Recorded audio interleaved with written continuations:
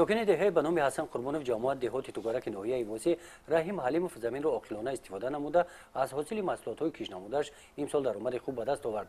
حاصل سبزی را جانوری نموده زمین را برای کشت کارتوشکای بروقتی تیار می‌نماید. سبزی را امروز دیگه وقتی چیندنش هم نیست، یک 10 روز 15 روز برای چیندنش هم موندگی خیلی از بس که وقتی کارتوشکا میگذره باید بروقتر کارتوشکای تیرمویی گفتم حاصل بشنویم برای همین سبزی را خیلی بروقتر چیندیم. به هر حال بد نیست، نمای خوشبو داره، خیلی سبزی هم یگون اولکی نداره. تخمی همین محلی خودمون کوریدیم، 1-2 سال پیش بانک میکوریدیم، بسیار تنگ میبرم. صفاتش سر خوشبوهای اورام یک خیلی تخمی محلی خودمون کوریدیم، خیلی سوزه، سالم خوب اومد، سبزی هم خوب اومد.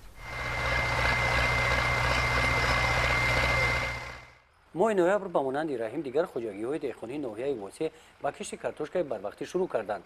از روی اطلاع ریاست کشاورزی ناحیه واسه کشاورزان ناحیه امسال در میدان 170 هکتار کشت کارتوشکای بروقتی گذراندنی هستند.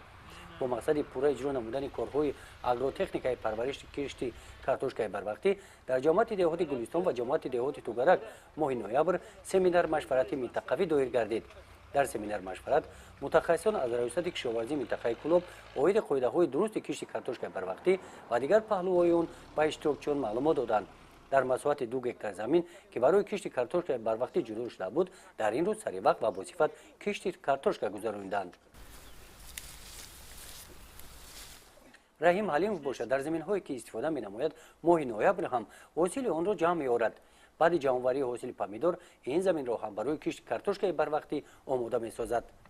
گزارش خواجه نظریف خدای نظر ظهوروف از ناحیه واسه برای برنامه اطلاعاتی نوید.